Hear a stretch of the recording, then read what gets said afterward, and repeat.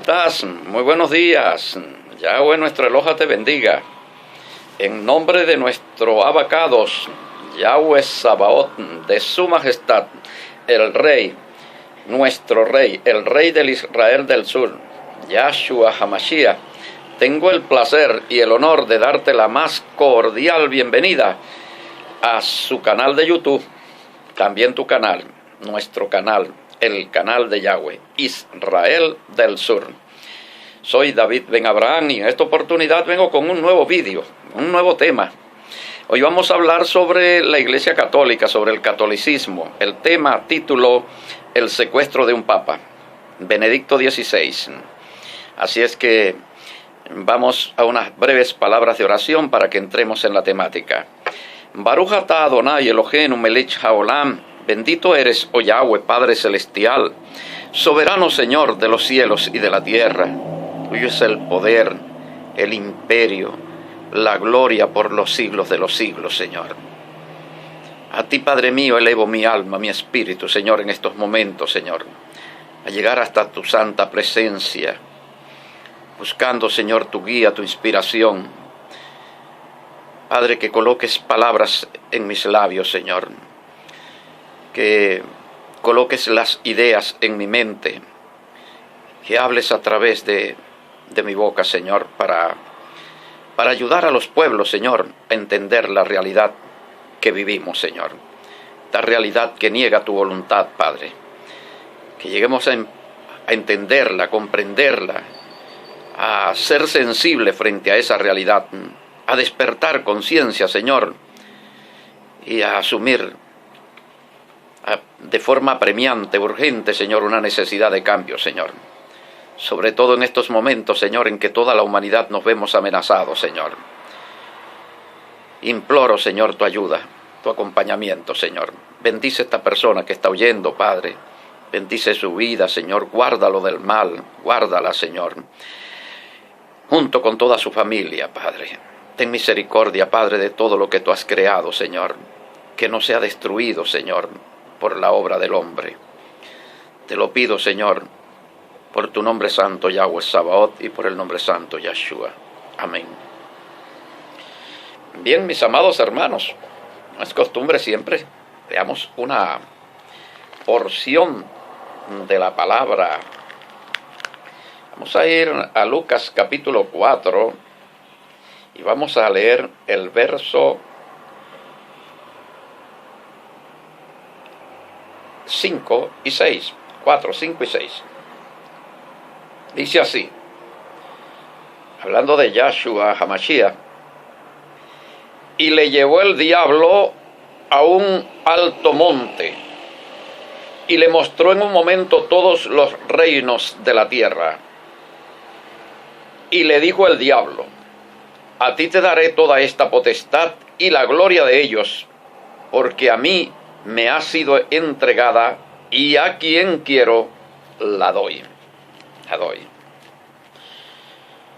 Sobre esto vamos a meditar entonces, entrando en el tema, el secuestro de un papa secuestrado. Su nombre, Joseph Aloysius Ratzinger, Benedicto XIX. Benedicto XIX. Para comprender este secuestro, tenemos que remontarnos a la historia de la Iglesia. Ya sabemos que él está recluido fuertemente custodiado, que no puede mover un paso sin ir acompañado, sin llevar una permanente vigilancia, que no puede hablar una palabra, no puede dar una declaración pública sin que antes haya sido aprobado, revisado lo que escribe, revisado todo lo que escribe, visitas controladas, con grabación, todo, totalmente. Un hombre que ha de morir en esa condición, ha de morir así, sin poder decir todo lo que tiene que decir, todo lo que quiere decir y todo lo que el mundo necesita que él diga. Pero está totalmente imposibilitado, está secuestrado, el secuestro de un papa. Para comprender los por qué, y es evidente que es un secuestro ante todo el mundo, pero que es presentado como una reclusión voluntaria. Es una vieja costumbre de la Iglesia Católica, del catolicismo, esconder sus cosas de esta manera. En la época de lo que hoy denominan las colonias, que sabemos que eran virreinatos, lo que hoy llaman colonias, en realidad eran virreinatos. Virreinato quiere decir reino. Acá el virreinato de la Nueva Granada, el virreinato de la Nueva Segovia, el virreinato de la Nueva Castilla, eran formas de organización del Estado monárquico español. Monarquía católica, por supuesto. En ese tiempo se hablaba de teología política católica, y existían muchos tratados sobre teología política. Hoy día, en una era del dominio del secularismo, estos textos han desaparecido de lo que es la materia teología política católica. También hay teología política protestante también, del tiempo de Calvino. Sabemos que los calvinistas o Calvino fue partidario de la unión de la Iglesia y el Estado para conformar el Estado teocrático, y es fundador de la teocracia de Ginebra. Y fue el líder espiritual y político de esa teocracia, creo que aproximadamente por lo menos unos 20 años de existencia de la teocracia. Por allí el presidente de la República Bolivariana de Venezuela se refirió a la teocracia. Ya es por segunda vez que habla de la teocracia, porque él tiene la idea de que el Estado judío del tiempo de Yahshua HaMashiach era una teocracia. Él cree eso, y que Yahshua enfrentó la teocracia, y la teocracia fue la que lo asesinó. Yo quiero aclarar que el Estado de Israel, el Estado judío del siglo I, no era una teocracia en el sentido de lo que es realmente una teocracia de Israel, desde la Torá, desde lo hebreo. Primer punto para desmentir de que no era una teocracia según la Torá es que el sumo sacerdote lo elegía y lo nombraba el César. El César no puede elegir el líder espiritual y político de una teocracia, porque el César es el representante de una república laica, de una república secular y de una república pagana. Entonces, ¿cómo puede nombrar la primera autoridad de una teocracia? El Sanedrín, el concilio, el Consejo de los Ancianos, máximo tribunal del Estado judío, apéndice del Imperio Romano. Ese concilio también era nombrado por el César, por Roma. Entonces Roma era la que nombraba esas autoridades. Por lo tanto, allí no hay No hay, desde el punto de vista de las exigencias de la Torá, no se cumplen los requisitos. Desde el ordenamiento jurídico divino espiritual no reúne los requisitos para ser considerado teocracia. Teocracia puede ser considerado el reino de David. Eso sí es teocracia. Primera de Crónicas 28:5. Ahí está definido como teocracia. Teocracia, el reino de Israel bajo Moshe. Allí hay teocracia. Teocracia, el reino de Israel bajo Samuel, el último de los jueces. Allí hay teocracia. Pero la teocracia, mi querido presidente, la teocracia, quiero decirle una cosa, cayó en el siglo IX. En el siglo IX cayó la teocracia. No, cayó ¿con quién? Con Salomón. De ahí en adelante no hay teocracia, no hay teocracia. Hay la promesa de la restauración de la teocracia. Ahí empieza a anunciarse por medio de los profetas que la teocracia sería levantada. Daniel capítulo 2, verso 44, mi amado presidente. ¿Yo? Le doy ese punto de información, a usted que le gusta tanto leer. Bueno, bien, entonces, mis queridos hermanos y hermanas, para nosotros entender esto del secuestro de un papa, tenemos primeramente que saber, remontarnos a la historia y saber lo que es el catolicismo. ¿Qué es el catolicismo? El catolicismo es una forma, un modelo, una forma y un modelo, y un sistema también, sistema, modelo, de organización de lo que se conoció como cristianismo en los primeros siglos.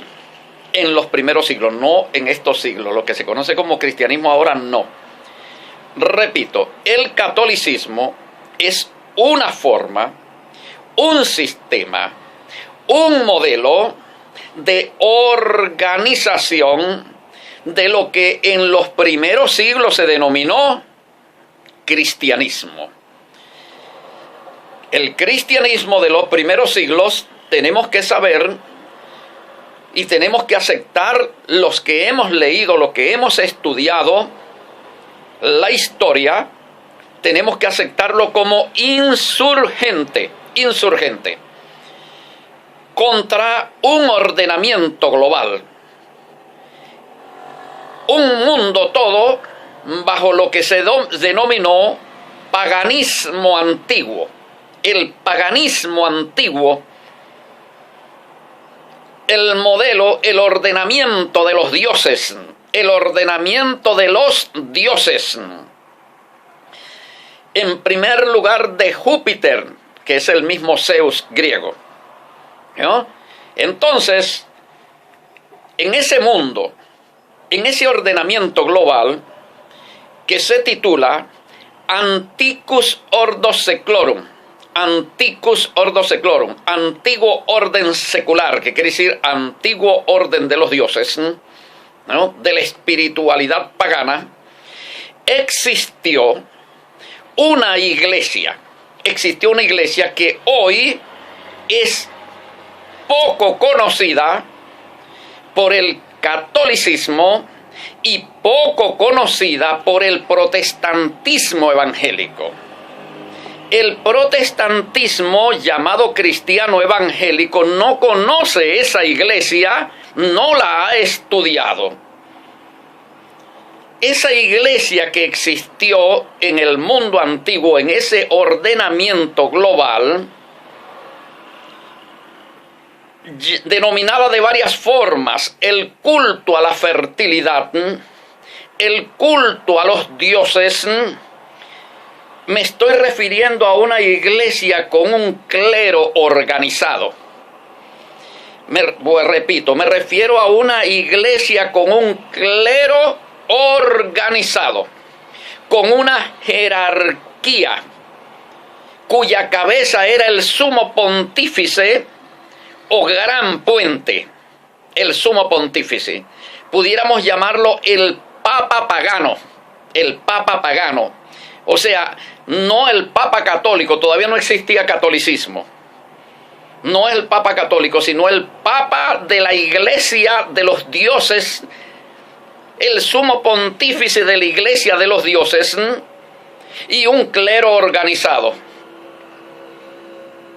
Monasterios, conventos con monjas.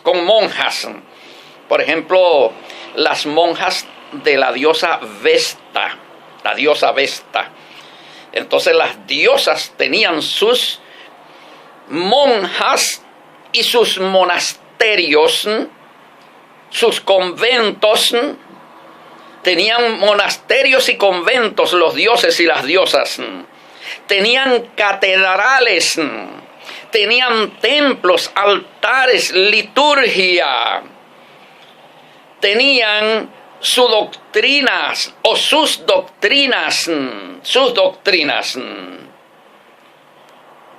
Tenía la consagración de las mujeres, consagrar su virginidad a una virgen, a una diosa virgen o a una diosa.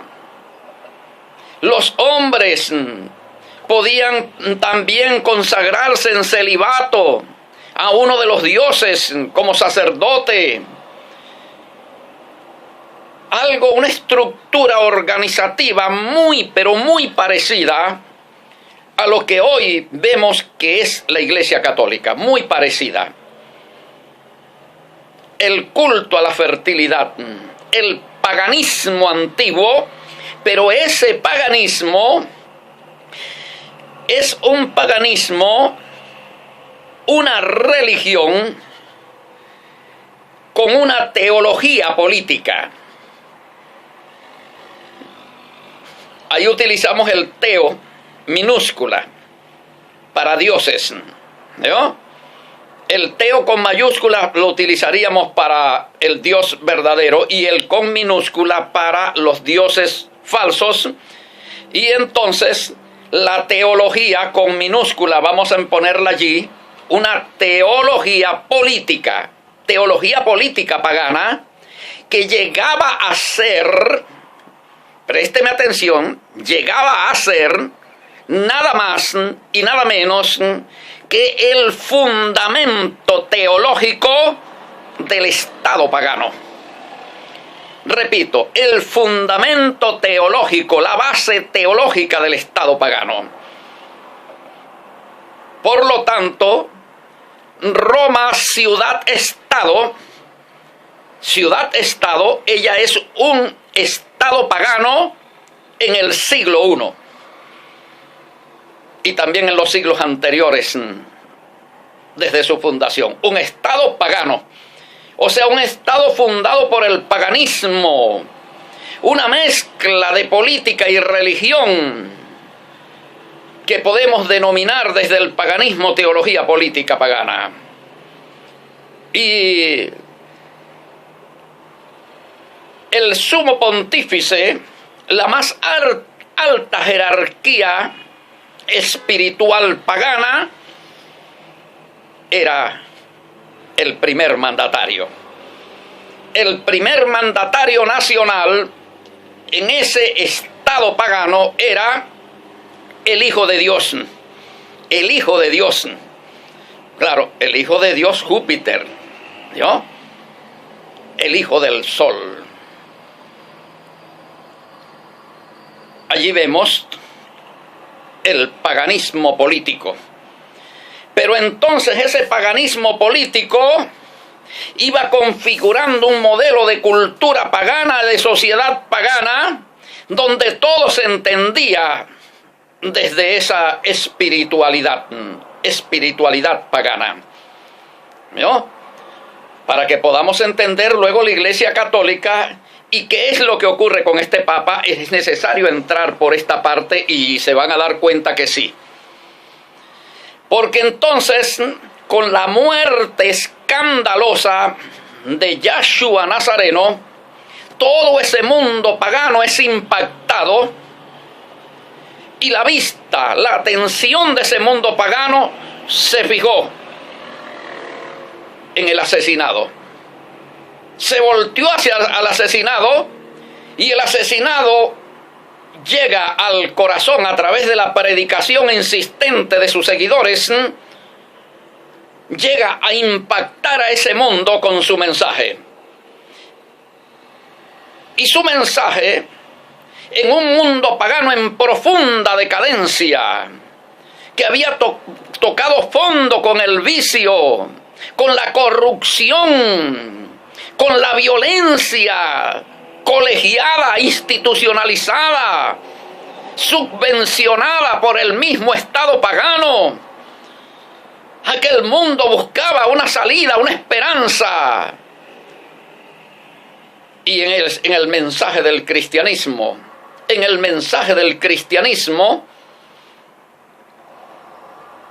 así denominado desde el mundo pagano, allí encontró una salida, encontró una alternativa. Entonces comenzó la disidencia del mundo pagano hacia lo que en aquel momento histórico se denominó cristianismo, que no es lo mismo que tenemos hoy día. Porque estamos hablando allá de un cristianismo que el Estado pagano se dio cuenta que era rebelde, insurgente, que atentaba contra la seguridad del Estado, contra su base teológica, que son los dioses. Y por eso se deriva la persecución encarnizada.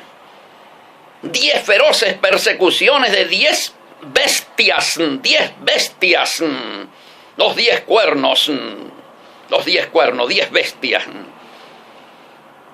Domiciano, Diocleciano, Nerón, el más cruel de todos los perseguidores de aquellos cristianos, que todos eran llevados a procesos judiciales por el delito de sedición contra un imperio pagano.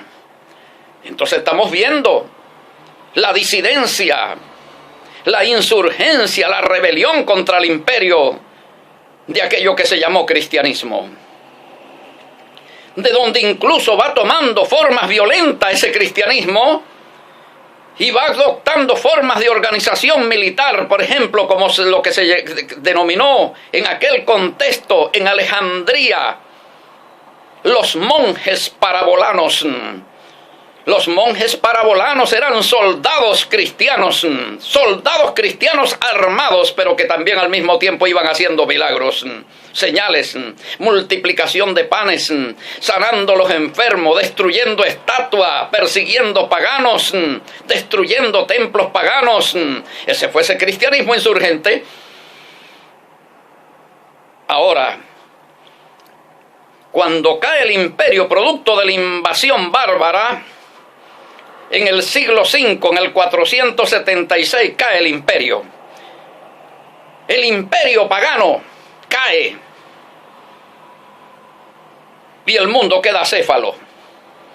Y en ese momento en que queda acéfalo, la mayoría es cristiana. Pero no me estoy refiriendo a cristiano en el sentido de lo que hoy se conoce como cristiano, sino como aquello que se conoció como cristiano. La mayoría era cristiana. Ya había alcaldes cristianos, ya había gobernadores cristianos, ya había diputados, senadores cristianos en el Senado. Ya habíamos pasado por el 325 y el Concilio de Nicea. Ya habíamos tenido emperadores cristianos. O sea, estamos hablando de que cuando cae Roma, ya la minoría era el paganismo. Pero allí en ese contexto ocurrió algo. Que el paganismo, tratando de sobrevivir, adoptó elementos del cristianismo para fortalecerse adoptó algunos elementos del cristianismo. Y el cristianismo, para fortalecerse más, también adoptó algunas cosas del paganismo para ganar más simpatía y más popularidad. Y ahí vemos entonces cuando se presenta la mezcla de lo santo y lo profano. Y ahí es donde va a comenzar una lucha interna dentro del cristianismo con dos corrientes internas. Cuando se da la persecución judicial de los paganos bajo pena de muerte, se da el decreto de destrucción de sus estatuas, se da el decreto de destrucción de sus templos. Cuando se llevan a la hoguera y son quemados los paganos, ellos toman una decisión, que es infiltrarse dentro del cristianismo, hacer carrera teológica dentro del cristianismo y alcanzar jerarquía dentro del cristianismo, para luego, posteriormente, una vez alcanzada la máxima jerarquía, que es el papado, entonces controlar el cristianismo, mantenerlo bajo su control. Creo que usted está entendiendo por dónde voy, ¿no? Lo que quiere decir que vamos a conocer en la historia papas que son evidentemente paganos totalmente, de confesión, de conciencia, infiltrados. Y luego vamos a ver un colegio cardenalicio en manos totalmente del paganismo. Y esa rivalidad, esa lucha intestinal que va derivando en el asesinato de papas en la historia. Asesinato de papas. Pero asesinatos, ¿por qué? Porque hubo hombres dentro de la iglesia que por su fidelidad a los principios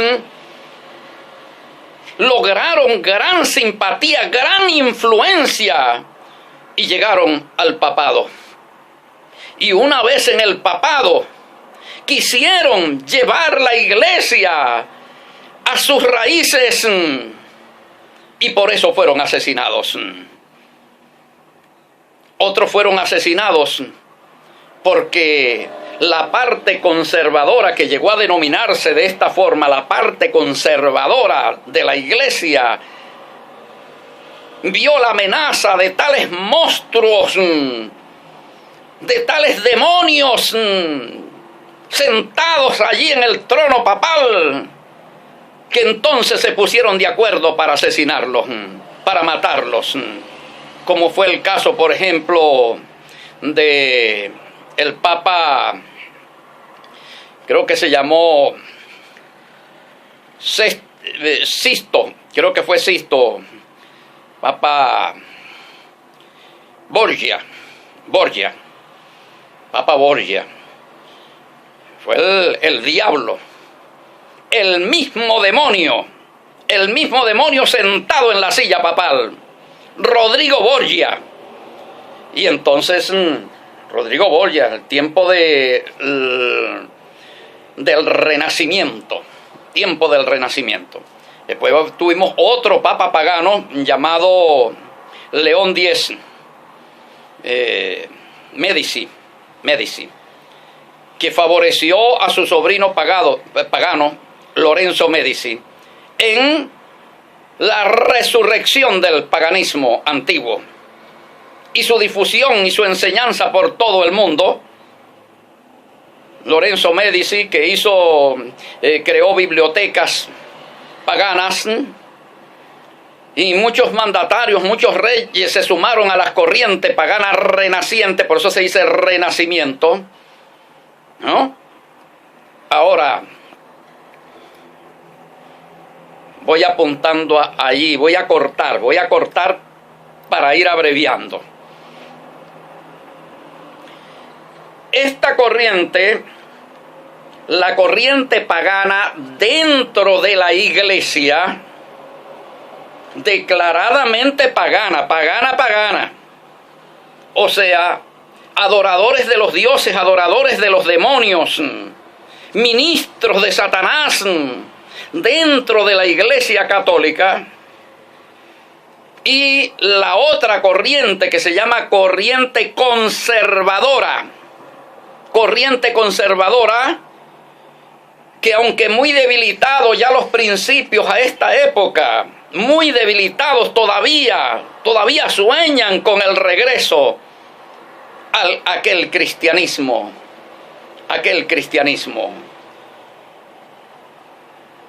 que llaman dominio de Cristo. Lo llaman así, el dominio de Cristo, y que fue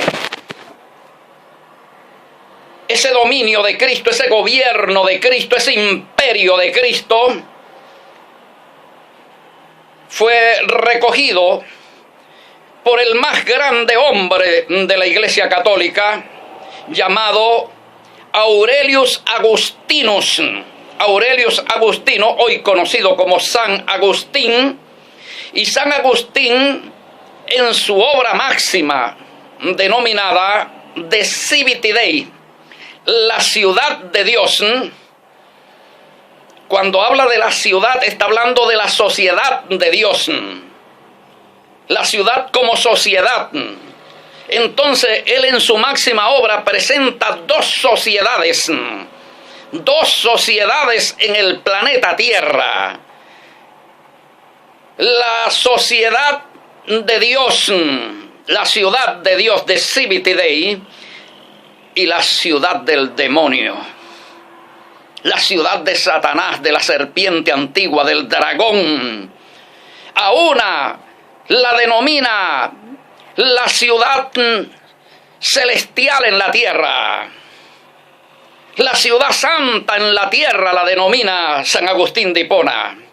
Y la segunda es la capital del demonio, la ciudad del demonio en la tierra, con dos modelos sociales, dos modelos culturales, dos modelos políticos, dos modelos jurídicos, presenta San Agustín de Hipona en su obra De Civite Dei, la ciudad de Dios.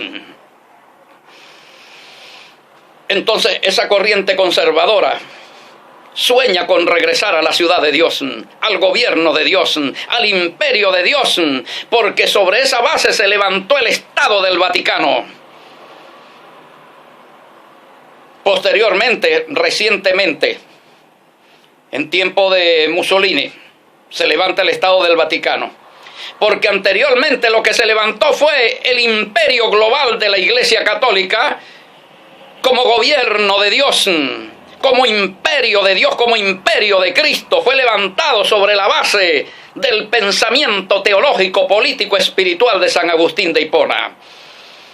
Eso fue lo que dio origen, ese pensamiento teológico de San Agustín de Hipona es lo que dio origen a la monarquía católica. Pero luego, el paganismo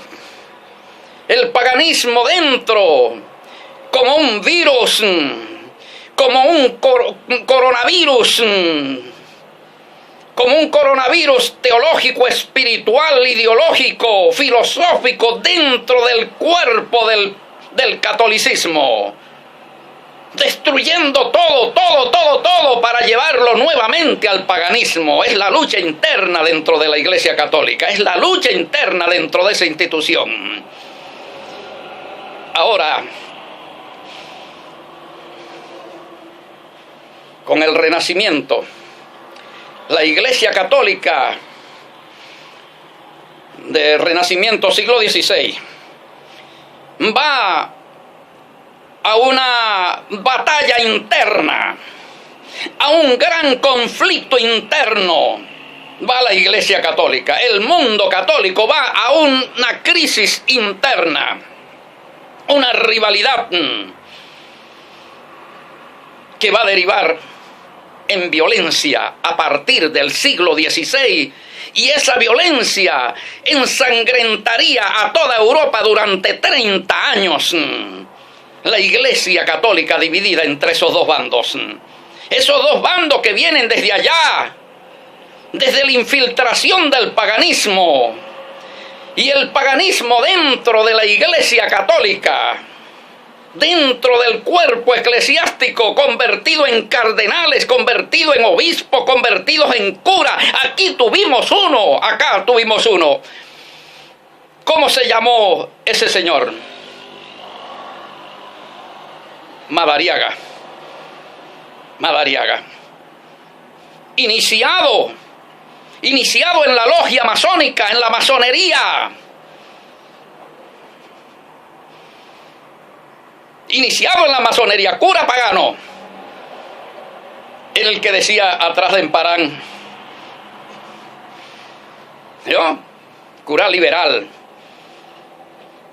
Ahora, eso nos va a ayudar a entender por dónde viene Ratzinger y con qué se tropieza y por qué lo amordazan, por qué lo secuestran, por qué no puede hablar, por qué no puede decir nada. Y para ello tenemos que ir entonces a lo ocurrido en el año 60, en los años 60. Creo que por allí, año 62. Concilio Vaticano II. El paganismo dentro de la iglesia y fuera de la iglesia católica toma nombre. Sociedad Illuminati.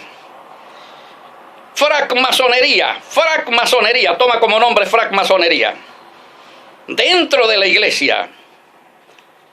Y la corriente conservadora, dentro del catolicismo, papas conservadores dentro del catolicismo en sus encíclicas papales, de acuerdo al derecho canónico, establecen el delito de francmasonería como herejía religiosa y política. Delito de masonería. Y entonces crean sus cuerpos investigativos para ir vigilando, para ir buscando en qué parte dentro de la iglesia, dentro del cuerpo, tienen metido ese virus, y cuando lo descubrían entonces procedían a eliminarlo. Los eliminaba la parte conservadora. Y así fue que se creó lo que llamaron el Santo Oficio. El Santo Oficio, la Santa Inquisición, que era un sistema de inteligencia de la parte conservadora, buscando detectar dónde, cuándo, cómo y por qué estaban los herejes, en qué parte del planeta y qué estaban haciendo y cuáles eran sus planes. La masonería, delito penado con la muerte, con pena máxima la masonería.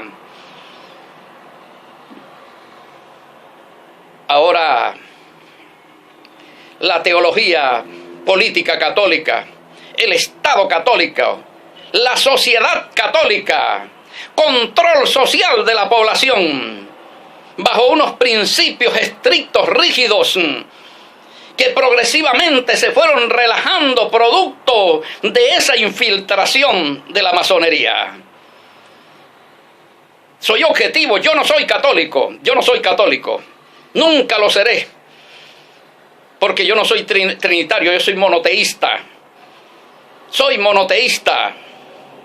No creo en imágenes tampoco, pero soy un hombre objetivo, imparcial, que estudia la historia con detenimiento, con objetividad, con imparcialidad, para ver aquellas verdades, a ver aquellos acontecimientos y la intencionalidad de ellos de parte y parte, y juzgar con rectitud, con justo juicio como manda la Torá. Ahora, la masonería, rival de la Iglesia Católica, en estos días no es la rival de la Iglesia Católica.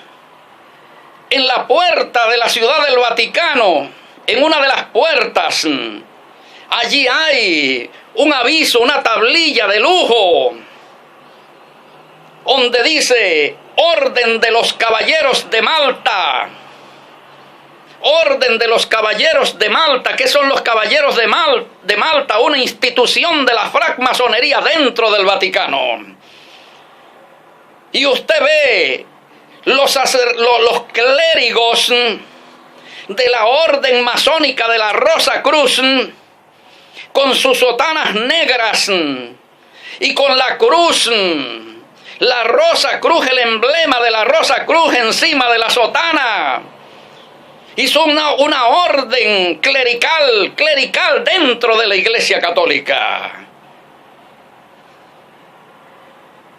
Ahora, la Iglesia Católica llega a un gran conflicto interno y un desenlace en el Concilio Vaticano II.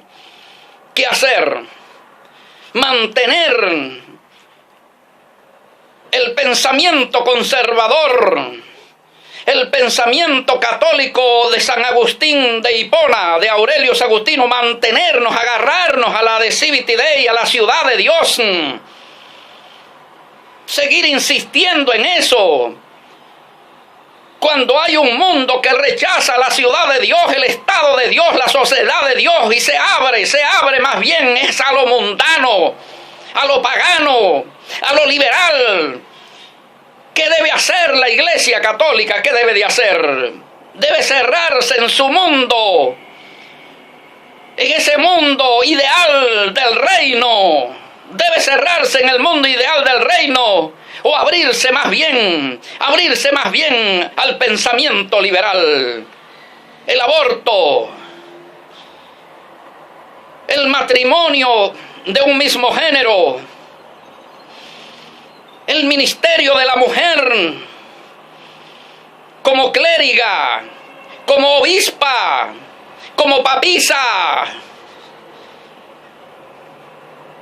Abrirse a una unión con todas las demás confesiones.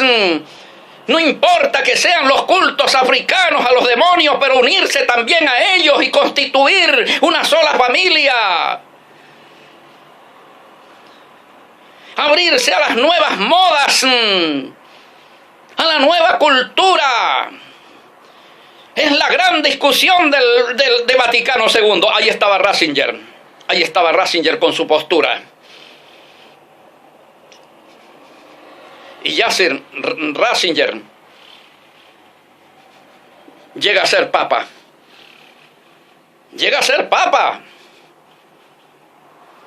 Por una votación. Una votación donde hubo la esperanza de que él abandonara su postura conservadora. Hubo la esperanza de que la abandonara y se abriera y fuera el Papa esperado por el liberalismo, reclamado por la teología de la liberación, que es teología liberal. Pero una vez siendo Papa, no negoció, defrauda todo el poder masón.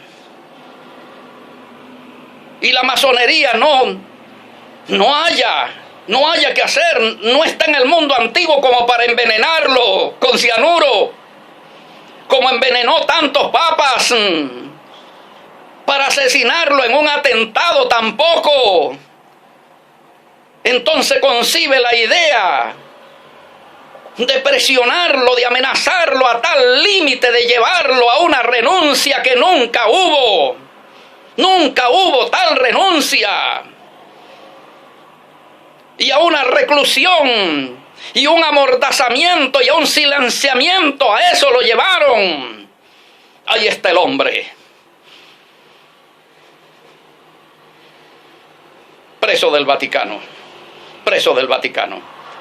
Entonces, buscan el hombre apropiado. Un francmasón comprometido con el proyecto de la ciudad de Satanás, del liberalismo, de abrirse a ese mundo liberal. Y ahí lo tienen. El Papa Francisco. el hombre que necesitaba la francmasonería.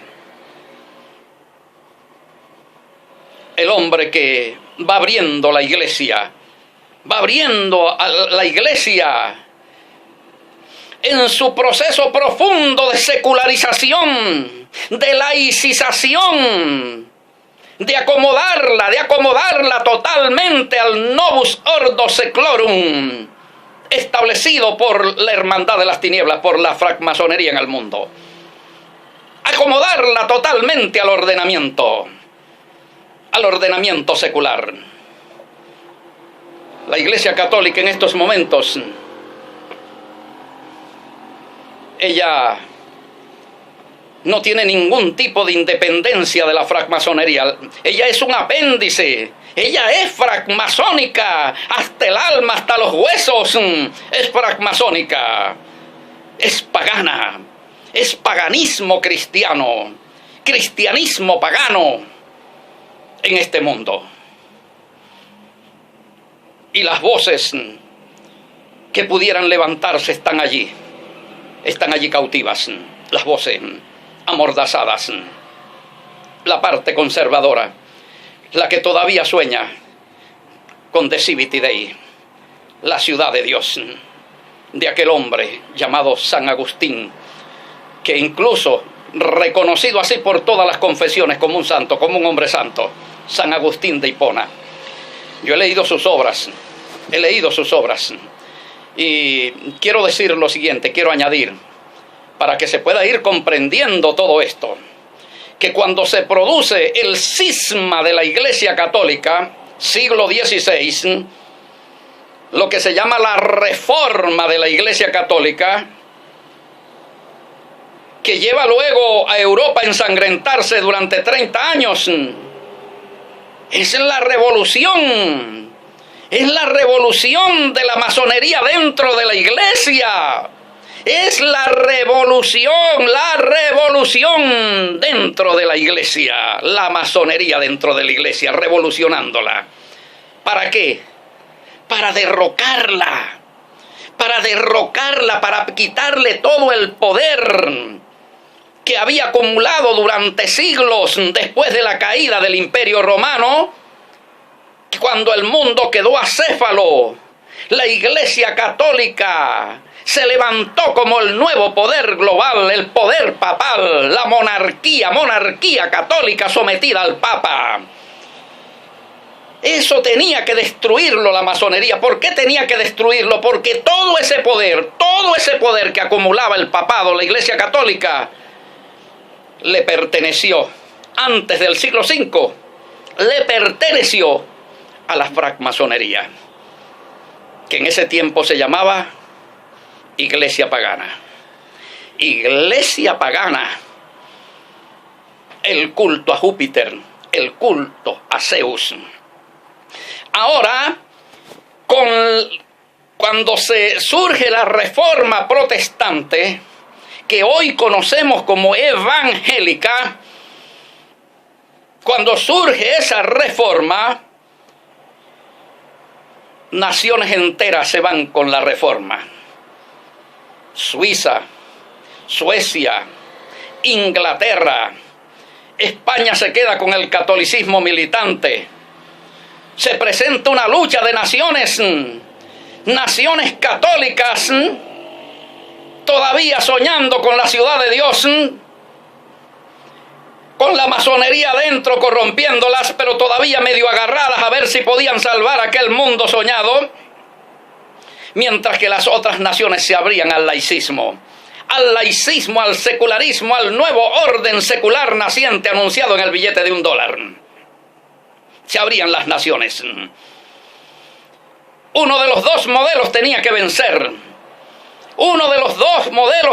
vencer. Finaliza la guerra religiosa, 30 años de derramamiento de sangre. Una guerra fratricida. Y luego se va entonces, ya no a la guerra religiosa, sino a la guerra militar y política y económica por el dominio de las naciones, para ir a llevar a todas las naciones de la tierra a un solo ordenamiento, Novus Ordo Seclorum. Cuando se dice nuevo orden secular es porque existió un antiguo orden secular. La cabeza de aquel orden secular fue Roma, caída en el siglo V. La nueva cabeza estaría por surgir a partir de la violencia internacional. La revolución euroamericana elige sus tres más grandes hombres masones: Napoleón Bonaparte, George Washington y Simón Bolívar. Los tres grandes masones que van a darle la victoria a la francmasonería sobre el catolicismo. Le van a poner fin al dominio milenial de la Iglesia Católica, a lo que se llamó, a lo que se conoció como, fundada allá por Carlomagno,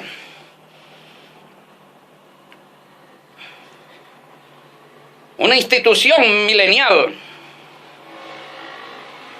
un imperio católico. No me llega ahorita a la mente cómo se denominó ese imperio católico que gobernó al mundo y que la cabeza más grande de todo ese ordenamiento católico fue Carlomagno, fundador de la dinastía carolingia. Ya me recordaré. Bueno, entonces, estos dos tipos de naciones van ahora a una guerra, la guerra de la revolución. La revolución euroamericana. Napoleón captura al Papa, le quita todo poder, lo pone preso, se acabó el papado, se acabó el dominio católico, llegó el fin de la monarquía católica. Nacen ahora las repúblicas laicas, las repúblicas seculares, fundadas por la Hermandad de las Tinieblas, sobre la base de su teología pagana antigua de allá de Roma, traída de Roma. Por eso es que usted ve los panteones. Cada república lleva su panteón. Cada república tiene un panteón nacional. La palabra panteón significa templo nacional de los dioses. Templo nacional de los dioses. Surgen los nuevos dioses. Los dioses de la nueva Roma son los próceres. Los próceres, los vencedores. Los vencedores se convierten en dioses. Recuerden que la antigua Roma tenía varios tipos de dioses. El primero eran los dioses espíritus. Los segundos eran los dioses ídolos, figuras. Y los terceros eran los emperadores dioses, los gobernantes, primer mandatario, representante del sol. Por eso es que los presidentes republicanos llevan la imagen del sol en una estrella acá que representa el sol, porque ellos son el sol. Préstele atención usted al primer mandatario, el sol acá, el sol, que lo representa en la misma figura, el hijo del sol. El presidente de la república es el hijo del sol, es el modelo pagano antiguo. Por eso usted ve las estatuas en las plazas, por eso usted ve los cultos a los dioses seculares. Bendito sea el nombre de Yahweh. Entonces, vamos entendiendo, ¿no? Entonces, las repúblicas laicas seculares le otorgan, esas sociedades le otorgan todo el poder a la francmasonería, y entonces nacen los estados y gobiernos masones con sus presidentes masones. Y ello nos lleva a configurar este modelo. Entonces la reforma, que hoy se conoce como protestante y evangélica, es la corriente masónica, vencedora, liberal. Por eso es que en los Estados Unidos la mayoría de los pastores son masones. Por eso es que usted ve que Ellen G. White tiene un símbolo masón sobre su tumba. Por eso es que usted ve que Charles Taze Russell tiene un símbolo masón sobre su tumba. Por eso es que usted ve que todos los grandes pastores, Billy Graham y toda esa gente son masones. Es que yo quiero que usted entienda eso ahora. Bendito sea el nombre de Yahweh Sabaoth. Ahora ese hombre que está allí secuestrado, Ratzinger, Él quiere decir todas estas cosas, pero no lo puede decir porque está secuestrado. Legalmente secuestrado ante el mundo. ¿No? Y no se puede hacer nada. No se puede hacer nada. Pero estamos en la era mesiánica, en la era del reino. En la era mesiánica, la era del reino de su majestad Yahshua HaMashiach. Y ahora hay que darle la correcta interpretación a la ciudad de Dios, de Sibiti Dei, la ciudad santa, primera de Pedro, capítulo 2, verso 9. Éxodo 19, 6. Aquí está, Israel del sur. Israel del sur. La verdadera ciudad de Dios. La verdadera ciudad de Dios. La verdadera sociedad de Dios. La verdadera nación de Dios. Bendito sea el nombre de Yahweh. Y tú estás invitado a formar parte. Solamente tienes que renunciar al modelo secular establecido por la masonería. Cambiar de gentilicio a israelita del sur. Ahora mismo puedes hacerlo. Vas tomando conciencia. La luz de Yahweh va iluminando toda esta realidad de tiniebla. Y las verdades históricas se van sabiendo. Es el momento de Yahweh. Estamos en su momento, en la hora de Yahshua HaMashiach, de su reinado, de su pueblo santo. Una vez que finalice esta pandemia, este coronavirus, entonces los pueblos, muchos de ellos sabrán la verdad. Y mucha gente abandonará el modelo de los francmasones, de los Illuminatis, de los paganos antiguos, para venir, para empezar a trabajar, a luchar, a sacrificar en la construcción del reino de Yahshua HaMashiach como salvación, como liberación, como verdadera esperanza para la humanidad, para nuestra felicidad, para vivir la experiencia del reino de los cielos aquí en la tierra. La salvación empieza ahora, la vida eterna empieza ahorita, en estos momentos ya estamos en la vida eterna o estamos en la condenación eterna. Depende de qué lugar estemos nosotros, si estamos en el lugar de la francmasonería, de los francmasones Illuminatis, o si estamos en el reino de Yahshua HaMashiach. Gracias por tu atención, que Yahweh nuestro Eloha te bendiga y te guarde. Haga resplandecer su rostro sobre ti, tenga de ti misericordia y ponga en ti shalom. Gracias por tu atención, gracias por suscribirte y activar la campanita para recibir el próximo vídeo, porque viene más luz, más conocimiento de Yahweh. Puedes contactarnos a nuestro número de WhatsApp 0424-255-7182. Repito, número de WhatsApp del reino de Yahshua HaMashiach. 0424-255-7182 desde el exterior, más 58 0424-255-7182. Pide tu bandera Kadosh para que la pongas en tu perfil de Facebook, de WhatsApp, de Twitter, de Instagram. Pide tu bandera Kadosh, el mapa Kadosh, hasta israelita del sur. Vamos a la construcción de la familia de Yahweh, la sociedad de los hermanos, de los hijos de Dios. Hasta pronto. Shalom Aleichem.